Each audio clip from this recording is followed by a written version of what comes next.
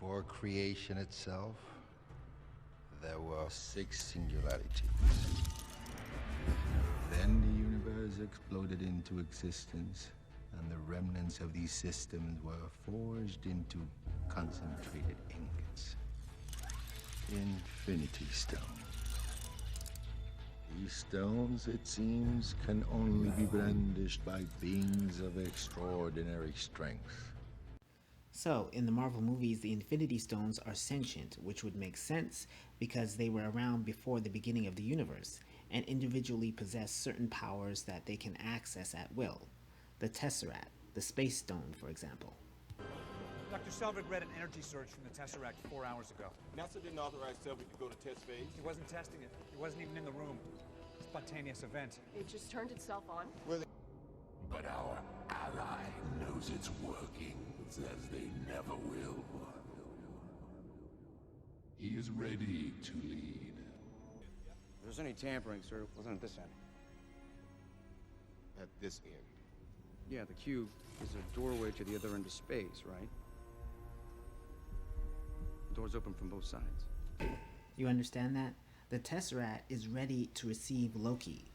So it's almost as if the Tesseract is in communication with Thanos, so he can retrieve the Space Stone. Now, to sum it up, all the stones want to be with Thanos, and eventually Hulk. But there's certain events that have to take place before that happens. Only the stones know what really has to be done. Remember, the stones were part of an individual consciousness. They don't say that in the movie, but they were part of an individual consciousness back in the day.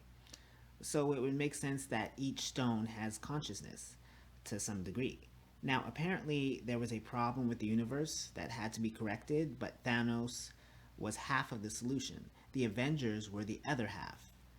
Now, you see, what Thanos did is that he took away half of the universe, but didn't understand that he had to bring them back after a time.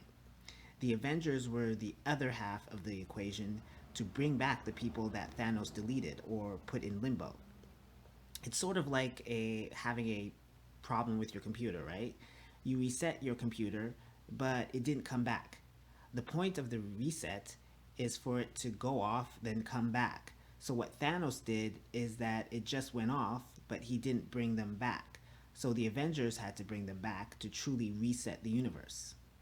So what is interesting is that Thanos was aware of 50% of the solution to balance the universe, but the Avengers, their intent was to stop him from the beginning. Now, if they did that, then the universe would have been screwed. So the Avengers in Infinity War were the bad guys. They were absolutely the bad guys, because if they stopped Thanos, then the universe would have deteriorated, and then obviously it probably wouldn't exist anymore. But in Endgame, they were the good guys because they brought back everybody. Well, the Hulk, but it was a team effort, of course, but they brought back everybody.